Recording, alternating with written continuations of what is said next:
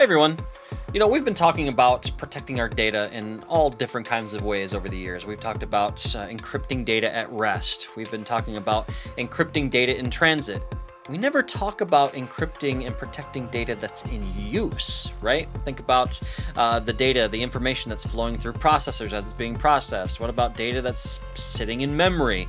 Well, that's the problem that confidential computing aims to solve. Now, I've got Paul Schnackenberg on the show today, and we're going to be talking about all things confidential computing. We're going to talk about what is confidential computing, why do we need it, how is it done, and where is it done. So that and lots more in today's episode of the Security Swarm podcast.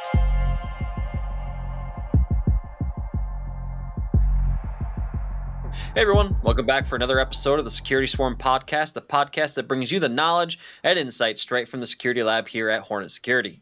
As always, I'm your host, Andy Syrewicze, and I've got Paul Schnackenberg with me today. How's it going, Paul? I'm good, Andy. How are you?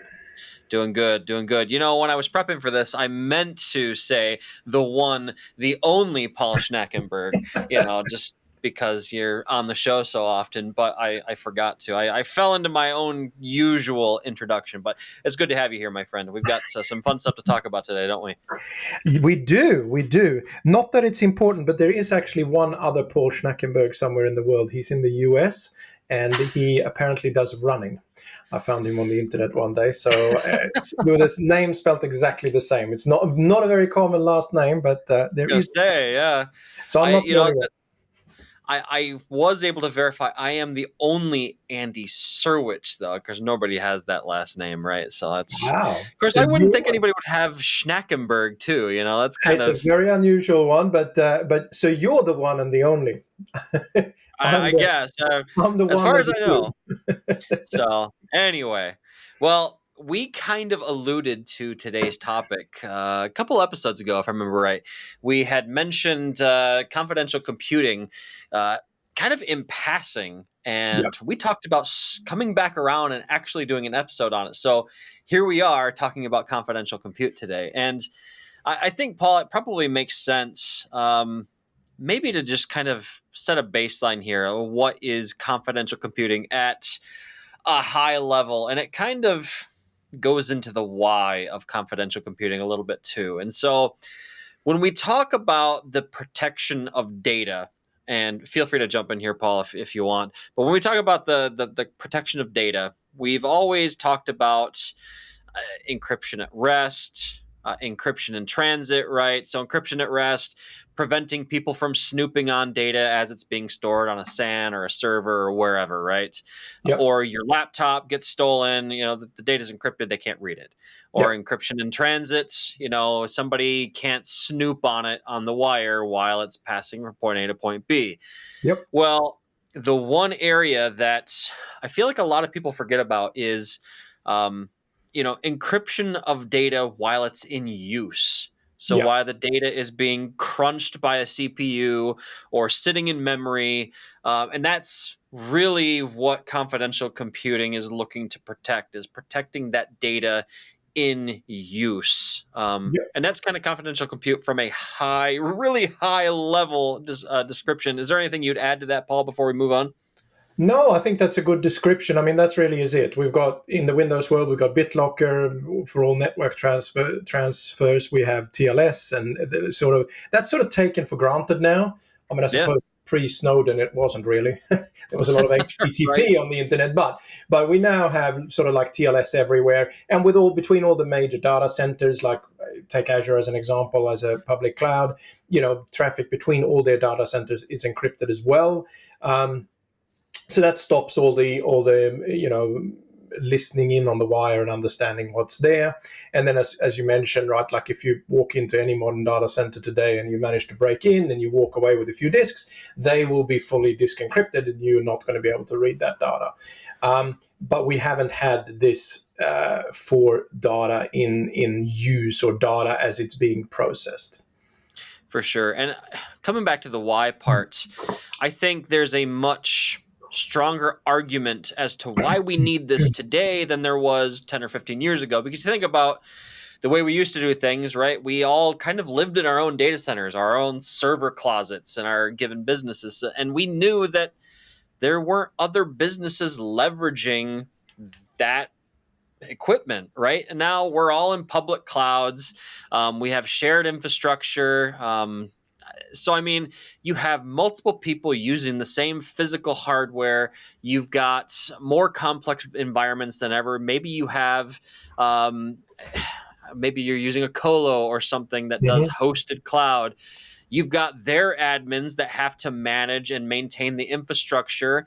Can you trust all of them? I'd like to hope you can, but we don't know that. And for highly sensitive environments, you want to make sure that the cloud provider can't snoop on the workload while it's in use, right? And Yeah. I also have to bring up the fact that how many times have we seen an attack or a data leak that was the result of an attacker lifting something out of active memory, Mhm. right?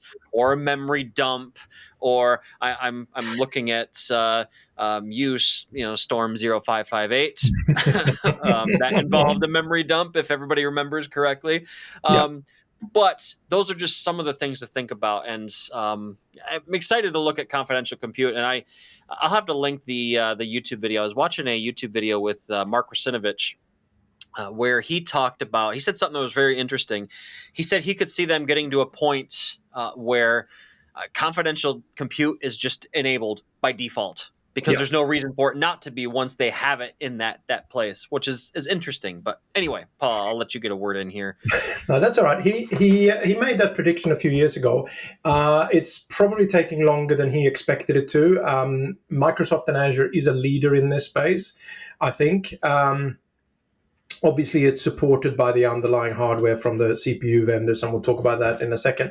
So I think you're right. And this, I mean, generally, if you don't think about it, then you maybe haven't looked at this. But if you are hosting your VMs, let's say in a public cloud, AWS, GCP, whoever, right? And as you say, at the colo, there is nothing stopping an administrator from at those places from taking a memory dump of your machine.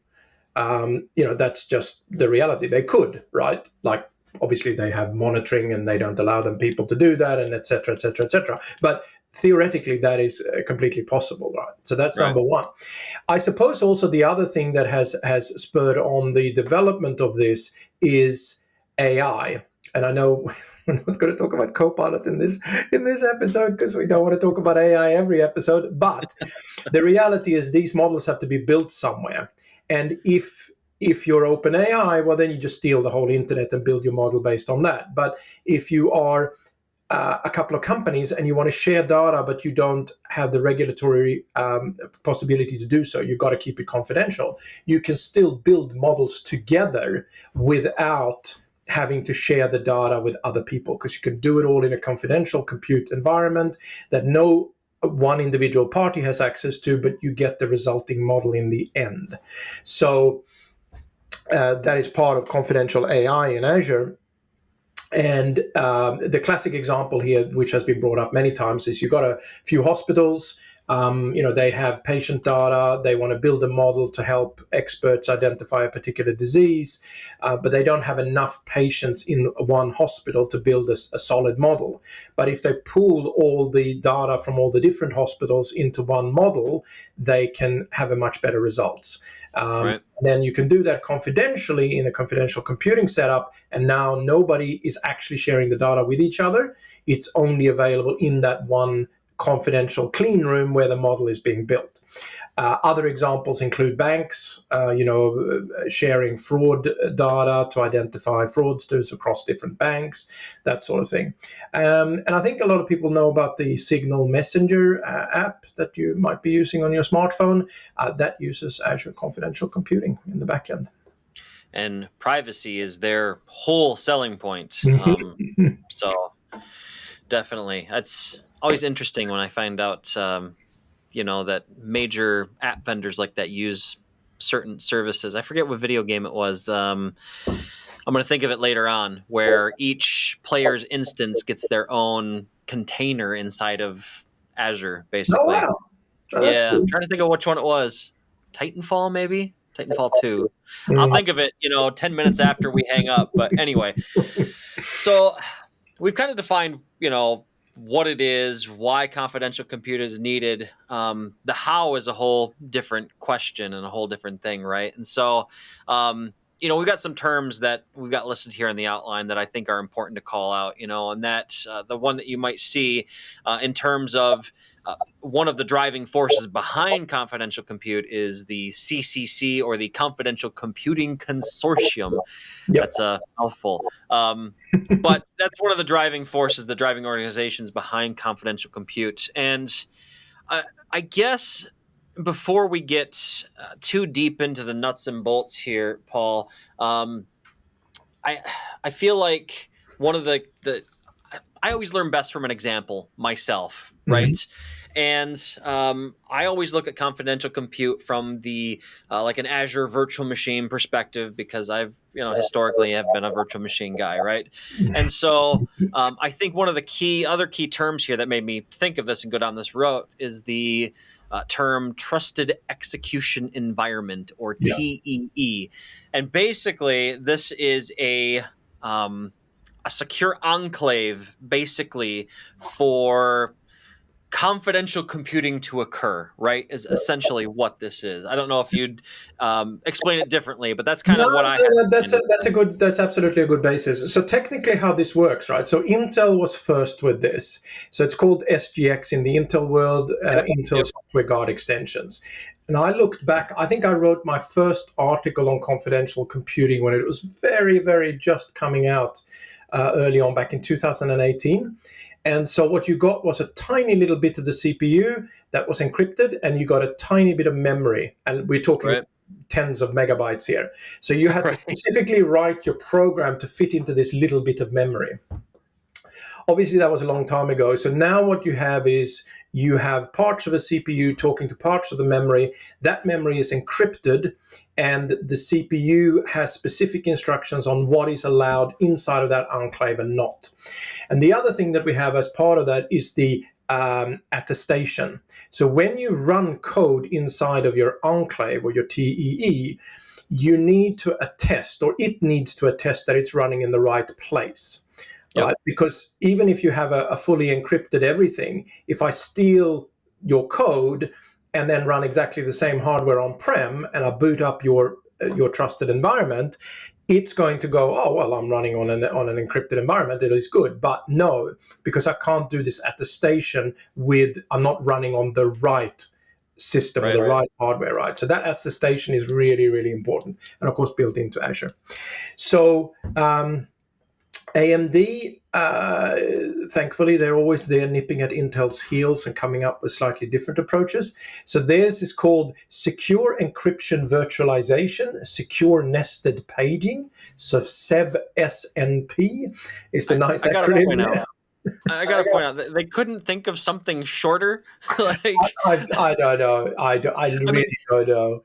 Intel SGX just kind of rolls off the tongue, right? It just It works. But does.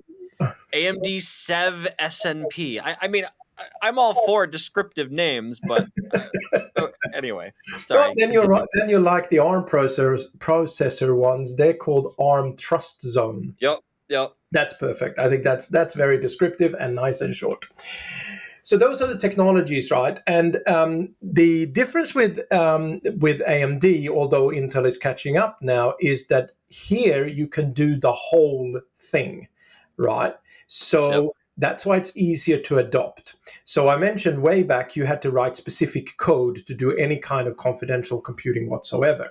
The reason it's now spread to a lot of different places is because the memory and the CPUs have become much bigger. You have much bigger space. And on the AMD side, you can literally do the whole CPU and all of its memory it has access to. And what that has led to is you can do things like you have 10 VMs today, or 100 or 1,000 VMs on-prem, and you're migrating to Azure. You can literally stick them into confidential VMs in Azure running on top of AMD CPUs. And those machines are now encrypted. You're changing no code, you're doing nothing. But unless you have access to those decryption keys, if you're an administrator, you will not, as in the Microsoft administrator of Azure, you Right. will not have access to those VMs. End of story. Right. That's just it. And I think that's I really like the story of confidential VMs in Azure. I think when you look at Learn, one of the key things that they'll point out is this is kind of the lift and shift enabler of confidential compute, right? Because I don't have to worry about re-architecting my application or my my infrastructure. I can simply take a VM I have on-prem, move it into Azure as a confidential VM, and I get all the benefits of confidential compute with whatever's in that VM, right? Or if I want to re-architect my application, my framework, that's kind of where that secure enclave mode for an application enclave within a VM comes into play, right? And then so you got options. I look at the application enclave as kind of the what do I want to say? Almost like the cloud native option. It's like the next gen deployment option, whereas the lift and shift is like your traditional VM, which is nice to have both options. Yeah, and when you go into detail on this, and we'll have some links down in the show notes.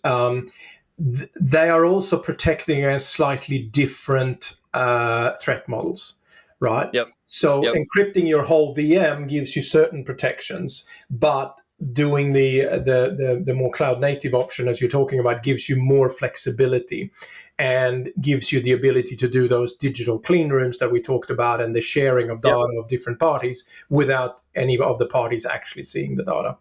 So the final one we need to mention here, and this is also an interesting one that's been happening over the last few years, is NVIDIA Blackwell and NVIDIA Hopper.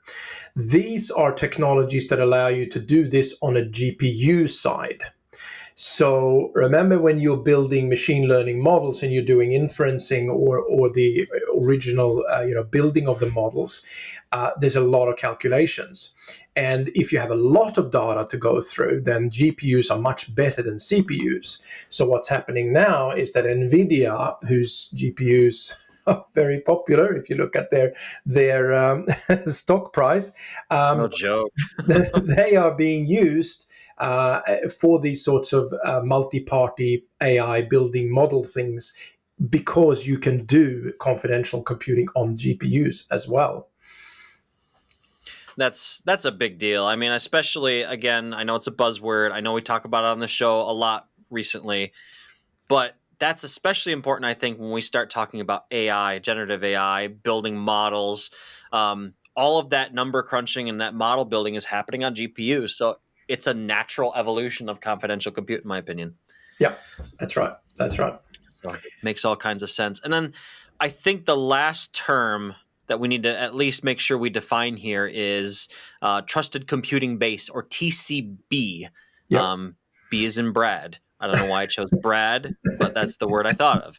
Anyway. Bravo. Bravo, that works. I like Bravo better. Sorry to all the Brads out there. Anyway. So, Trusted Computing Base. And to me, this always comes back down to the Microsoft concept, or the industry concept, I should say, of the hardware root of trust, right? We've got trusted hardware, everything up to the BIOS. Correct me if I'm wrong, Paul, but not BIOS, UEFI. Sorry, I went back too far. Everything up to the UEFI. I think UEFI, you know what? Now I'm questioning myself. The hardware root of trust is the base of the trusted computing base, and UEFI has no. I'm questioning myself now. No. So basically, to end up in you have your encrypted CPU components and you have your encrypted memory component. But before all of that happens, your workload has to start up, whether it's a VM or a container, or whatever it is, right? Yep. So how does it know that it hasn't been tampered with along the way? And that's where, so once you have all of those components in place, you have a trusted computing base. So you can trust that whole system of all the components. Now, part of that is trusted launch. So this is where you rely on the UEFI doing measurements of the boot to see that this matches my previous programmed into me steps that should happen, so that I know that I am running in a secure environment. Because if you can get in there before all this is launched, then you can subvert the whole process, right? Because if you can put some malware in before the whole operating system starts, then you can circumvent everything, including the trusted computing base, including the SGX or SNP or whatever, because you're there Right. before those things really come into picture. So that's why you got to do the trusted launch. And an That's right. interesting point here that was last build, or maybe it was last Ignite. No, I think it was build. So for a long time, we've had the NTFS file system in the Windows world, right? And that has been part of trusted launch and secure VMs, or secure boot VMs. But they found that because the NTFS file system is so old, there were some methods to work around that and actually replace the VM image with your doctored one. Like you take a copy of the VM image, make some changes to it, boot it up, and the NTFS file system didn't tell that, hey, I've been tampered with along the way.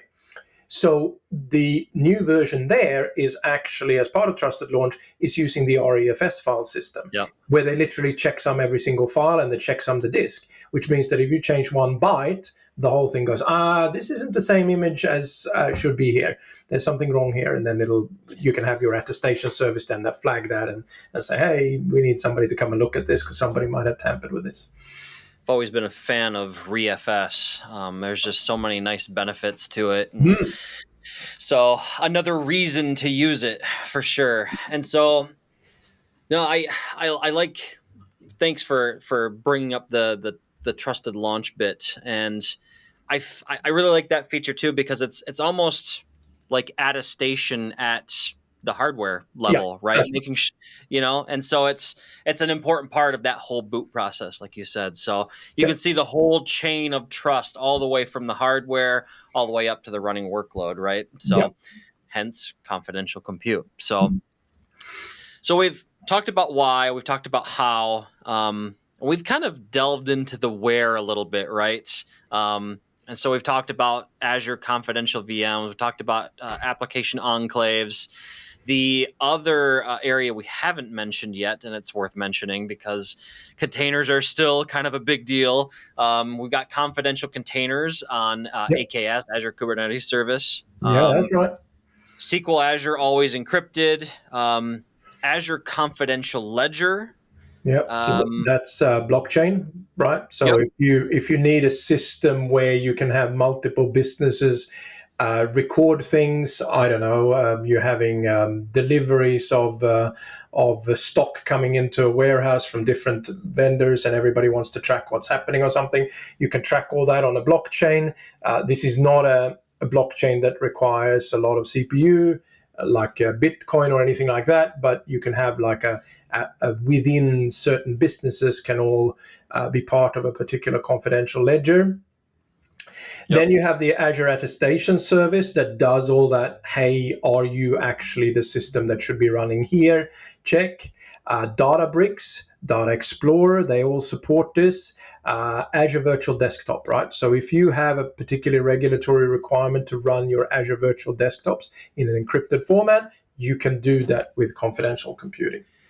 That one's really interesting for me, and I actually thought of a really good use case for that recently. Was recently in a doctor's office, right? And I noticed, the nurse walked over to the station, started using it, and I noticed that they were launching a VM, basically. And so I'm thinking of a situation like that where you've got a nurse or a doctor on a VM that they can access from whatever patient room that they're in. Obviously, you want the information on and passing through that machine to be encrypted, right? You don't want patient data leaking in any way, shape, or form, including during use, right? So really happy to see that we've got that option with AVD. So. And I want to come back to Azure SQL always encrypted. So, and actually one more point before I forget. We need to mention this. We are talking very much about this as a cloud feature, but it doesn't have to be, right? There is nothing stopping you from running the right Intel or AMDs or even ARM CPUs, I suppose, on premises and running all of this in your own data center and building this. If you have that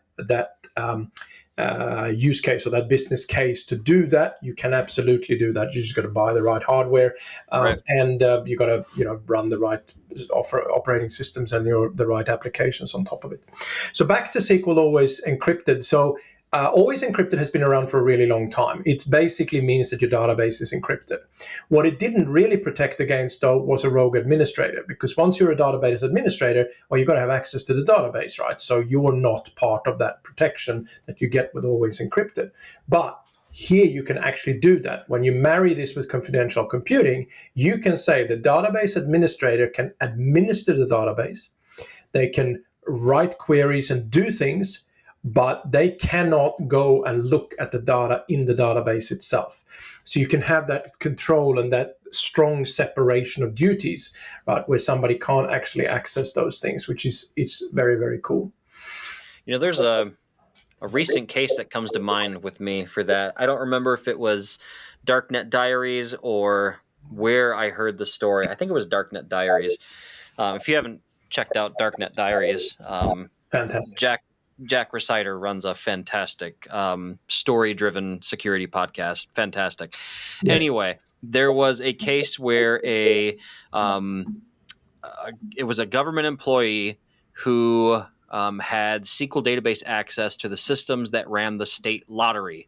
Mm-hmm. And come to find out, the person was giving themselves payouts because they had access to the data contained within the SQL databases, and they had query access. So this would help in a situation like that. So again, I always like to take these concepts that we're talking about and attribute them to a real world situation, right? So absolutely. Anyway. Absolutely. I do think it's also, so we've sort of talked about this technology in the how and how it works and why you would want to do it and where you can do it. I do think that we need to point out here that this protects you against certain threat models. But yes, you want to really think this through, right? So this is not, like you can imagine somebody non-technical going, well, all our VMs are encrypted. This is fantastic. We're now protected, right? And then they go, so we don't need MFA, right? We just share the same password with everybody, right? And you got to think through what each of these different protections that we got here protect against certain things, right? And depending on which flavor of confidential computing you're using, you get certain protections. You got to have that as part of your threat model, but you also understand that if you muck up your identity platform or you muck up something else along as your key storage, right? If you encrypt everything and then you leave the keys running around, lying around, you haven't achieved anything, right? Because now the person has the keys and now they can do the attestation and work around your system. So you got to. This is part of an overall picture. It's not a magic pill that's going to fix everything. Comes back to that whole defense in depth concept. Yeah, and having your threat models right, like understanding what you're actually protecting against. Right.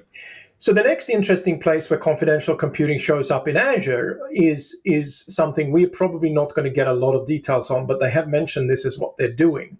So you mentioned Storm 0558 a little while ago that you could, or they could back in the day, get hold of some keys and start minting their own things, and we think maybe they got those keys from a memory dump.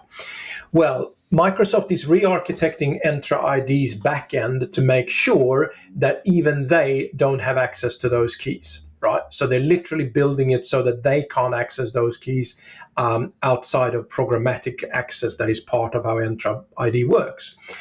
And of course, they've got to do that in a distributed way all around the planet, right? Because there's only one Entra ID, but it's got to be highly available everywhere. So they are using confidential computing to build the bits of Entra ID that's going to handle all those keys for this very reason. So they have looked at how can we protect this. And so they have the building block of confidential computing, and they're using that to build this system on top of. Right. Lots to unpack here. And I mean, like, for some of these, we could almost do a whole episode just on one specific thing, like confidential VMs, or it's really interesting how Azure attestation works. But we don't have time to drill into the specifics there. Anyway, I think what we wanted to do here, Paul, too, is we've been very focused on the Microsoft world so far in this conversation. And to kind of Mhm. wrap things up with Apple, we don't talk about Apple a whole lot on this show, but once in a while we do. And so they're kind of coming into the confidential compute game as well, too, more in a very consumer focus, which is Very much so. what Apple tends to do, right? But they've kind of got an interesting approach, and we've got a link that we'll put in the show notes for you guys to take a look at here. But Paul, why don't you give us a little background here on this the particular point? So this came out at what do they call it? The Worldwide Developer Conference, the latest thing from Apple, what, a month or two ago, when they talked about their new stuff coming out, new phones and whatever, and the Apple AI, rather than calling it artificial AI, but okay, that's Right. Apple for you. So obviously they have the same constraints that everybody else have, right? You can't run these big models on your end user devices because they're not powerful enough, right? They might be in the future, but today they're not. Which means that if you want to do this confidentially, so that people don't lose their privacy, you want to be able to send the data to a part of the cloud where it gets processed and then the answer comes back down.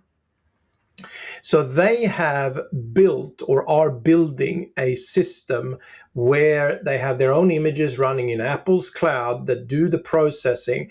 Apple don't have access to those images and nobody else has access to those images, and they just do the processing for you, and you can't see somebody else's processing of their prompts to the AI in there.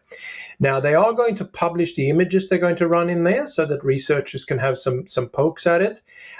They don't mention anything else, what they're using for their underlying hardware or whatever, but it's very much their own take on confidential computing, but just for this very narrow specific use case of you're using our AI, you're talking to our models, you're prompting our models or asking them to generate an image or whatever they're doing in AI. But that's the only use case. It's very much not a business use case. And of course, they're going their own way. So it's interesting that they're looking at it at least. And I think it speaks to the larger community as a whole too.